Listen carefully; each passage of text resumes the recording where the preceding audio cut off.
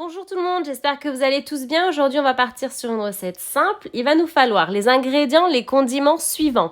4 œufs. 4 œufs. Il va nous falloir également un sachet, on aromatise, de sucre vanillé. Il va nous falloir 3 quarts de verre, le verre que vous avez à la maison de sucre semoule, accompagné de 3 quarts d'huile de tournesol, excusez-moi. Une pincée de sel. Il va nous falloir également ici, voilà, du sirop d'érable. Oui, ce cake fonctionne avec du sirop d'érable. C'est ce qui va donner sa légèreté, le fait qu'il soit aérien à l'intérieur. 2 sachets de levure pâtissière à 8 grammes et bien sûr 3 carottes que j'ai préalablement bien lavées, épluchées et râpées. Bien sûr, on aromatise avec une cuillère à café de cannelle. Alors, les ingrédients, ils sont simples. Les ingrédients, ils sont faciles. Il y a un condiment que j'ai oublié de stipuler, mais ça va de soi, la farine. Il va nous falloir 2 verres à thé respectifs de farine. Je vous remontre, je vous refais visualiser les condiments avec mes doigts. Carottes, huile, sirop. Il y en a des ingrédients, mais pas beaucoup, hein. Donc la recette, elle est simple, la recette, elle est facile et le résultat, il est de taille et de qualité. Vous voyez ici un bol. Je vais y incorporer d'abord les œufs, comme si on faisait une génoise. Les 4 œufs, le sachet de sucre vanillé, le 3 quarts qui va arriver de verre de sucre semoule et une pincée de sel. On va mettre à peu près 5 minutes de battement au niveau 6-7 du KitchenAid et ensuite, ou au batteur électrique pendant 6 minutes de battement à forte vitesse.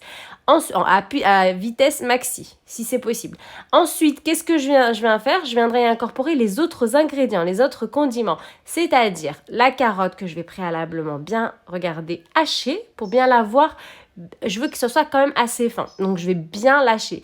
Si c'est dur de hacher, vous pouvez ajouter un peu de sirop d'érable. Moi, j'en ai pas ajouté personnellement, mais c'est bien de la hacher un peu. Donc, je vais hacher ma carotte et ensuite, je vais l'ajouter à l'intérieur de mon saladier. Et la cannelle, les ingrédients solides, préalablement bien tamisés, la levure pâtissière à 8 grammes, 2 sachets, 16 grammes, les 2 verres à thé de farine préalablement bien tamisés et bien sûr une grosse cuillère à soupe bien copieuse de mon fameux sirop d'érable. Les ingrédients, ils sont simples, le cake, il est fait en même pas 5 minutes. Même pas 5 minutes. Et la fournée, elle sera à 180 degrés pendant environ 30 minutes. Restez bien à côté de votre four. Le moule préalablement bien beurré, un peu de farine. Et quand je démoule et je décore, je reviens vers vous.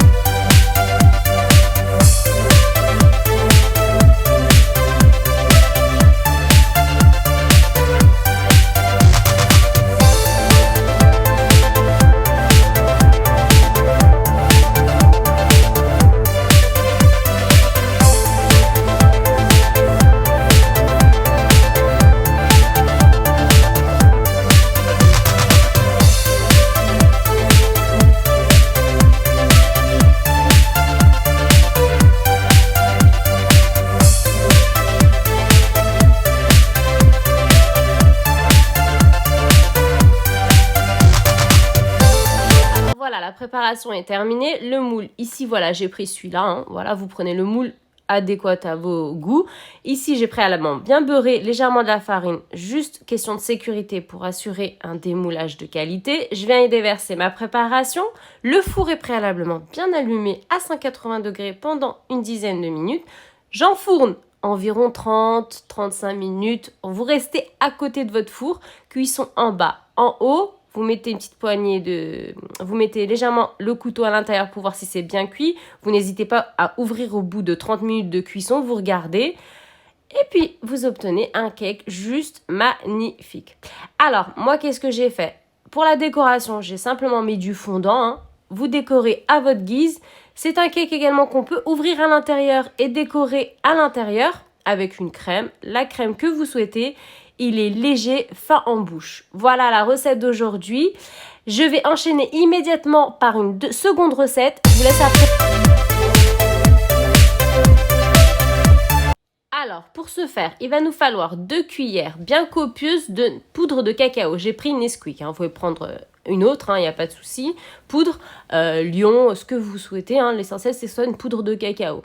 Je vais venir y ajouter une cuillère à soupe bien bombée, bien copieuse de maïzena. Vous pouvez également mettre de la farine. Les deux fonctionnent. Et je vais venir également y ajouter, vous allez tout voir arriver, 3/4 de verre à thé de sucre semoule. Je ne mets pas un verre parce que c'est quand même assez sucré. Je veux un dessert pas trop sucré, léger. Et on va clôturer cette recette par un demi-litre de lait d'amande. Je vous laisse apprécier. Je vais tout touiller ici devant vous dans la casserole, devant vous sur le plan de travail, hors feu. Et ensuite, je viendrai placer sur le feu à feu doux pendant environ 5 minutes. Dès que je vois que ça gloute, que ça s'épaissit. Pas trop, c'est pas une béchamel, ça reste quand même une sorte de flan. Et je viens tout mettre à l'intérieur de mes ramequins. Les ramequins, vous choisissez les verrines, les ramequins que vous souhaitez. Le dessert est fait. Et je viendrai garnir avec tout simplement des fruits à coque. Et je viendrai y ajouter à la fin, quand ça sera bien chaud, du chocolat. Environ 80 grammes de chocolat, pas forcément pâtissier. Moi, j'ai pris le chocolat que vous avez vu défiler. Et puis, vous garnissez à votre guise. Mon peuple, ma communauté, un dessert rafraîchissant, vous le placez au frigo toute une journée ou toute une nuit et après vous le mettez sur la table. Je vous laisse apprécier ces deux sublimes, recettes et je vous donne rendez-vous demain pour une recette plus pétillante, sublime. Salam!